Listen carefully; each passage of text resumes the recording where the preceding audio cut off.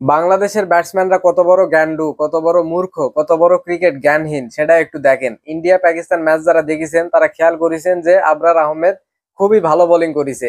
আবরার আহমেদ যখন বোলিং করে সেই সময় ভারতের এত বড় বড় ব্যাটসম্যান আছে, একটা বড় ব্যাটসম্যানও আবরার আহমেদকে কোনো ধরনের অ্যাটাক করেনি।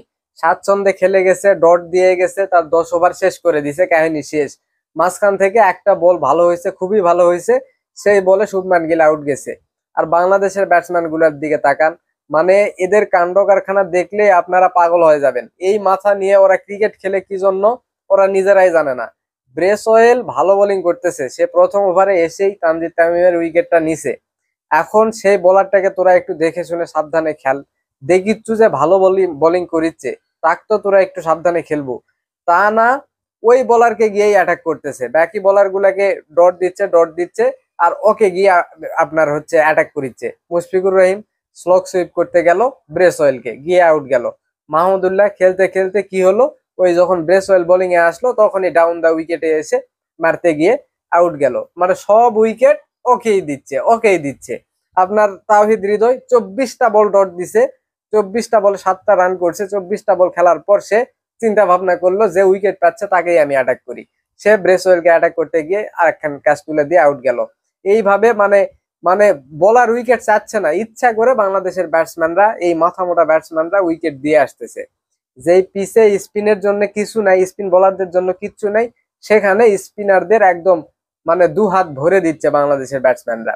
আর শেষের দিকের ব্যাটসম্যান আপনি মাহমুদুল্লাহ কোন, আপনি জাকের আলী কোন, এই বাংলাদেশে যত রকম ফিনিশার এখন পর্যন্ত আসছে সবগুলার মাথা একই। মানে সবগুলার বলতে বাংলাদেশ ক্রিকেটটার মাথায় একই।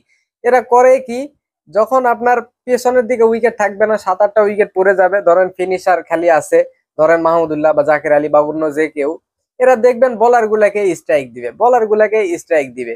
ওই যে তাসকিন তাসকিন ভালো ফর্মে নাই, ব্যাটিং এ ভালো ফর্মে নাই, সে ভালো ব্যাটিং করতেছে না, বারবার সিঙ্গেল দিয়ে তাকেই স্ট্রাইক দিচ্ছে। খেলা যখন 2 ওভার বাকি, সেই সময় কি হলো, সে তাসকিন ব্যাটে বল লাগাতে পারলো না, হুদায় দৌড় দিতে গিয়ে আপনার জাকের আলী অনেক উইকেটটা হারালো। যদি জাকের আলী অনেক ওইখানে থাকতো আরো 20টা রান বেশি হতে পারতো। ভাই তুমি তুমি একজন ফিনিশার, তুমি কি জন্য বোলারকে বারবার স্ট্রাইক দিবা ভাই? এই বুদ্ধি তোমাদের মাথায় আসে কেমনে? তারপরে ধরেন এই যে ওপেনিং এ যারা নামে, প্রত্যেকটার অবস্থা একই। নেমে যদি বলা হয় তোমরা মানে অ্যাগ্রেসিভ ব্যাটিং করবা, তাইলে তারা করবে কি, মানে দাঁড়ায় থেকে টাইমিং করে যে অ্যাগ্রেসিভ হওয়া যায় এই জিনিসটা তারা জানেই না, বোঝেই না। তারা সব সময় দেখবেন ডাউন দা উইকেটে আসবে, উঠে এসে সারা তারা মারাই বোঝে না। শান্ত উঠে আসতেছে ডাউন দা উইকেটে, আপনার ওই যে তানজিদ তামিম তো আসেই। মানে যত ব্যাটিং আছে বাংলাদেশের ডাউন দা উইকেটে এসে সারা তারা খেলতেই পারে না। এই হচ্ছে তাদের অবস্থা। মানে যদি বলেন যে আপনার রান করা লাগবে, এটা রানের পিচ, তাহলে দেখবেন মানে খালি ডাউন দা উইকেটে আসবে, এটা করবে সেইটা করবে, রান করার চেষ্টা করবে, করে উইকেট গিয়ে শেষ পর্যন্ত 240-50 করবে। যদি বলে এটা 250-এর উইকেট, আবার 240-এর উইকেট, এরকম উইকেট, তাহলে দেখবেন ডট খাইতে খাইতে খাইতে খাইতে খাইতে খাইতে 180-200 এর মধ্যে অল আউট যাবে। এই এই এদের অবস্থা।